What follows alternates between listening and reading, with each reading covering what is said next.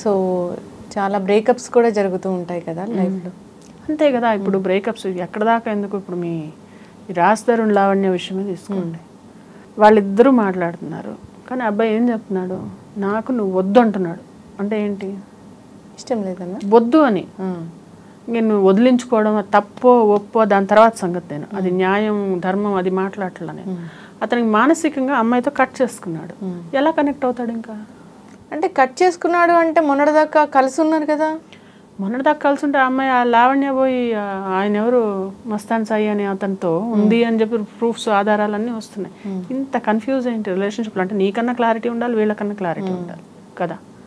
నీకు అతను కావాలని కేసు పెట్టావు, ఇతను కావాలని కేసు పెట్టావు, అంటే ఏంటి ఏంటి అక్కడే నీకు పెళ్ళయింది అంటున్నావు. పెళ్ళయిందని మళ్ళీ అతను నన్ను పెళ్లి చేసుకోవట్లేదని కేసు ఎలా పెడతావు? ఎలా పెడతావు? కరెక్ట్ కాదు కదా.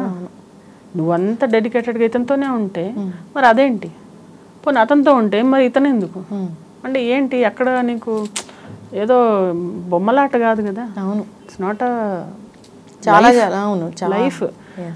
సరైన గైడెన్స్ లేక అంతే. నేను అమ్మాయిని తప్పుపట్టను, ఇతన్ని తప్పుపట్టను. ఇతను మానసికంగా నాకు ఇంకా భరించలేను అంటున్నాడు. ఏముందో అంటే ఇంకా వద్దు అనుకున్నాక ఎవరు ఉండలేరు. నువ్వు నాకు ఇతనే కావాలి, ఇతని కోసం న్యాయ పోరాటం చేస్తా, నిరాహార దీక్ష చేస్తా, సూసైడ్ చేసుకుంటా, ఇన్ని రకరకాలుగా విధాలుగా బెదిరించి ఆ మనిషిని పెట్టుకున్న ఆ మనిషి ఏదో గుర్రాన్ని నీళ్ళ దాకా తీసుకెళ్తాం, నీళ్ళు తాగిపించగలుగుతాం. అవును. సో అంతే, అది మూవ్ ఆన్ అయిపోవాలి అంతే. అంటే నేను నాకు తెలిసింది ఏంటంటే, ఎవరన్నా ఇద్దరు ఏమంటారు అన్నదమ్ములే ఒకళ్ళొకళ్ళు అదే భార్య భర్తలే విడిపోతున్నారు. నువ్వు పెళ్ళే చేసుకోలేదు, ఎలా ఉంటుంది బంధం? వద్దు అనుకున్న బంధం ఉండదు అంతే. వద్దు అంటే నో అని అమితాబ్ బచ్చన్ చెప్పాడు చూడండి. No means no, either from girl side or boy side. Boy no అని చెప్తున్నాడు అంతే, క్లియర్. ఇప్పుడు అమ్మాయి ఇన్ని కేసులు పెట్టినా ఎన్ని జరిగిపోయి, మరి ఆ రోజు ఎందుకు రాలేదు నువ్వు? ఆ రోజు నీకు అన్యాయం జరిగింది, ఆ రోజే లేవాలి నువ్వు, ఆ రోజే మాట్లాడాలి. ఈరోజు మాల్వితో ఇదో అంటున్నాం, అవంతా మనం ఆగం చేసుకోవడమే అదంతా నాకు తెలిసి. సో మెచ్యూరిటీతో ఆలోచించి అందరినీ కూర్చోబెట్టుకొని, నీకు డబ్బులు తీసుకున్నాడా డబ్బులు కట్టిపించుకో. ఓకే, నీ ఎమోషన్స్ నువ్వు నన్ను వాడుకున్నా అంటే తను వాడబడ్డాడు. ఇద్దరు రెండు చేతులు కలిస్తే చెప్పట్లేదు, ఇద్దరు కలిసి ఉన్నారు. ఇప్పుడు అతను వద్దని వెళ్ళిపోయాడు. సో జరిగింది జరిగిపోయింది, గతం గతః అనుకొని మూవ్ ఆన్ అయిపోతే అట్లీస్ట్ ఇప్పుడన్నా అమ్మాయి కొంచెం మంచి లైఫ్ లీడ్ అవ్వాలి, ఇతనన్నా మంచి లైఫ్ లీడ్ అవ్వాలి. అంతేగాని ఒకళ్ళ మీద బురద చల్లుకోవడం వల్ల ఇద్దరు చేతులకి బురద అవుతుంది, ఒంటి మీద బురద. అవును. సో అది ఎగ్జాక్ట్లీ బ్రేకప్స్ అంటే నాకు గుర్తొచ్చి మాట్లాడుతున్నాను. జనరల్గా కూడా బ్రేకప్స్ సో అప్పటి వరకు కలిసి ఉంటారు, అప్పుడు ఎందుకు ఇష్టం అవుతుందో తెలీదు, తర్వాత ఎందుకు ఇష్టం ఉండకుండా వెళ్ళిపోతుందో తెలీదు. సో అసలు that's a very sensitive matter. So ఎవరైనా కానీ also it's become like easily available ఉన్నది ఏది నీకు ఎలా అవుతుందంటే, నువ్వు ఈజీగా అవైలబుల్ ఉందనుకో దాని విలువ ఉండదు. ఒకప్పుడు మా అప్పుడు ఏంటి, ఫోన్ నెంబర్ కాదు కదా అసలు, మనుషులు ఎత్తి మనిషి మొహం చూడడానికే అదే అసలు అంత ట్యాబు ఉండేది, అంటే భయం ఉండేది. అదొకటి ఉండేది, ఒక కట్టుబాటు ఉండేది. ఇప్పుడు ఆ కట్టుబాటు ఏది సమాజంలో? ఎవరన్నా జస్ట్ ఫోన్ కాల్, ఫోన్లో మాట్లాడాలన్నా మెసేజ్లు చేసుకుని ఎవ్రీథింగ్ ఈజ్ ఈజీ. అవును, ఈరోజు ఫోన్ చేతిలో ఉంది, ఆ నెక్స్ట్ డే చేతిలో ఆ పిల్ల ఉంటుంది, లేకపోతే ఆ పిల్లాడు ఉంటున్నాడు. So it's so easy.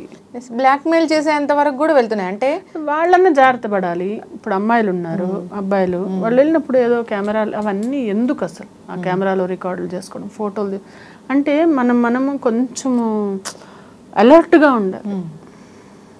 Anybody whose a stranger, నీకు తెలిసిన వ్యక్తి కాకపోతే కొంచెం అలర్ట్గా ఉండాలి. ఏంటి చేస్తాం కొంచెం అంటే any feeling which is coming up, ఒక 1 వీక్ టైం ఇవ్వు దానికి. అది స్టిల్ పర్సిస్టింగ్ ఉంది అంటే కంటిన్యూస్గా, దెన్ మేబీ జెన్యూన్. అందులో ఎంత జెన్యూనిటీ ఉందో లేకుండా ఊరికే ఒక రిలేషన్లో ఎంటర్ అయిపోతే it's very easy to get in to any relationship. కానీ బయటకు రావడం అనేది చాలా కష్టం. చాలా రకరకాలుగా ఎలా అంటే, సో జనరల్గా అంటే అమ్మాయిలు అంటే చాలా సున్నితమైన మనసు ఉంటుంది.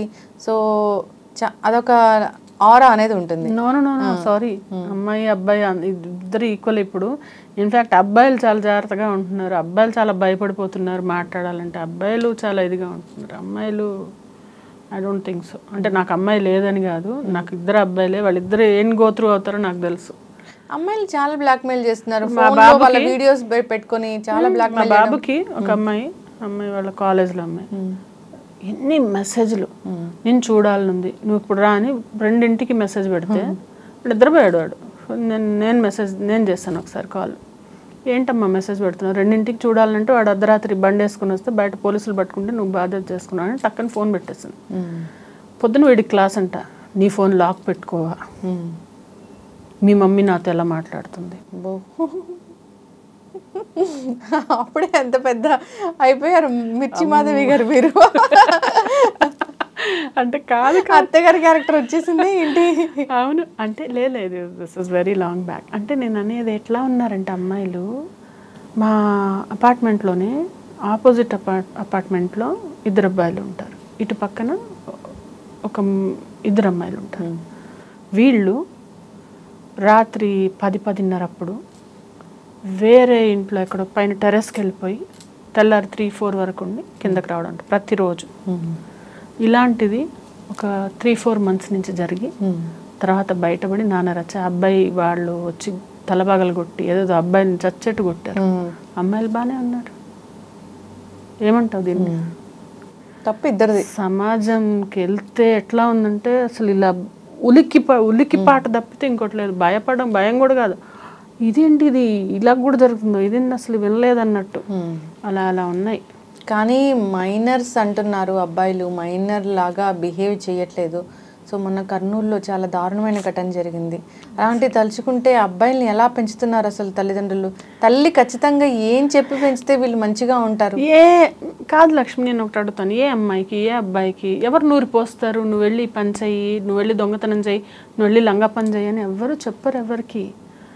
వాళ్ళు అలా తయారవుతున్నారు బికాస్ ఆఫ్ ది వాళ్ళ సర్కిల్. ఇప్పుడు బయటకు అడుగు పెట్టిన తర్వాత వాళ్ళు ఎక్కడికి వెళ్తున్నారు అనేది మనం కాచలేం. వాళ్ళు ఎవరితో మాట్లాడుతున్నారు, ఎవరి ఇన్ఫ్లుయెన్స్ ఉంటుంది వాళ్ళ మీద అనేది మనం చెప్పలేం.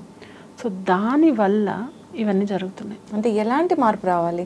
అంటే టెక్నాలజీ పరంగా మనం అభివృద్ధి చెందుతూ ఉన్నాము, దాన్ని మనం ఆపలేము. అభివృద్ధి అనేది ఖచ్చితంగా వాళ్ళు రియలైజ్ అవ్వకపోతే వాళ్ళ లైఫ్లో వాళ్ళే భ్రష్టు పడతారు.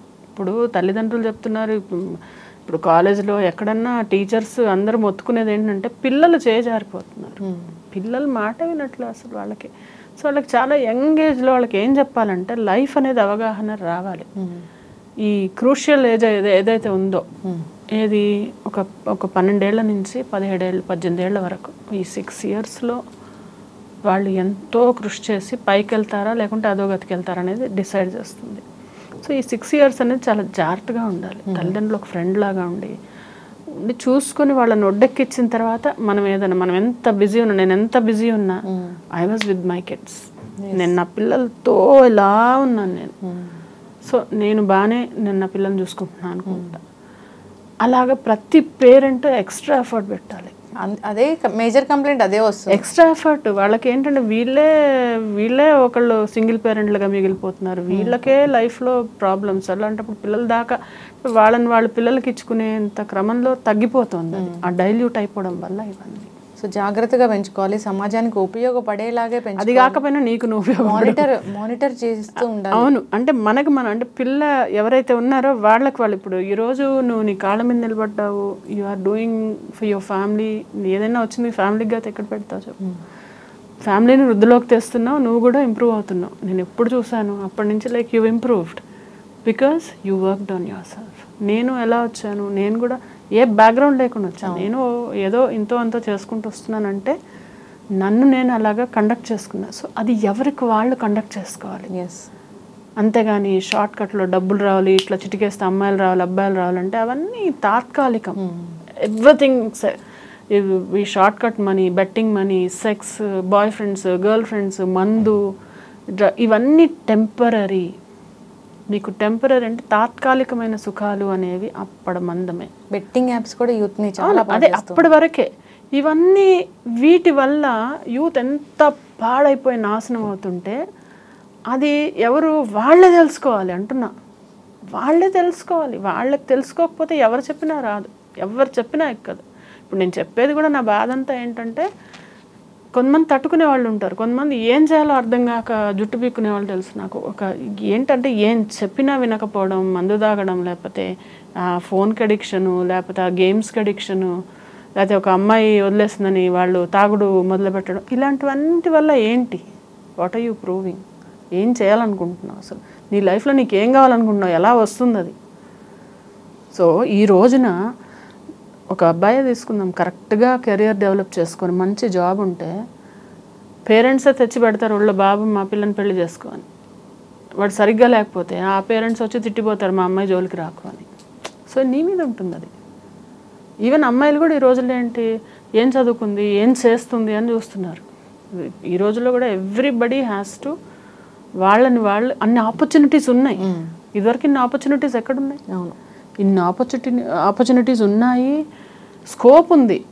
So it's only that you need to understand. Okay, enjoy చేయాలా, నెలకు 1 రోజు పెట్టుకో, ఏం చేస్తావో చేసుకో, లేకపోతే నెలకు 2 రోజులు పెట్టుకో. మిగిలిన రోజుల్లో నీ కోసం నువ్వు ఫ్యామిలీ కోసం ఆలోచించు కొంచెం, అంతే చాలు. ఇది చేస్తే ఎవరన్నా మెరుగుపడతారు లైఫ్లో. ఎస్, ఖచ్చితంగా మ్యామ్. అందరూ కూడా బాధ్యతగా ఉండాలని బాధ్యతగా ఉండాలి. ఎస్, మీరు అన్నది చాలా చక్కటి మాట. మనం ఒకరికి ఉపయోగపడకపోయినా పర్వాలేదు, కానీ మనం ఒకరికి అన్యాయం చేసే విధంగా అయితే అసలు ఉండకూడదని. మనకు మనం ఉపయోగపడాలి. మనకు మనం ఉపయోగపడకపోతే ఇంకా లైఫ్ ఎందుకు? ఎస్, నిన్ను నువ్వు కండక్ట్ చేసుకొని, నిన్ను నువ్వు డిసిప్లిన్గా పెట్టుకొని, నిన్ను నువ్వు క్రమశిక్షణలో పెట్టుకోకపోతే నీ లైఫ్ వేస్ట్. ఎస్, ఖచ్చితంగా అండి. సో చాలా చక్కటి మాటలు, ధన్యవాదాలు. Thank you.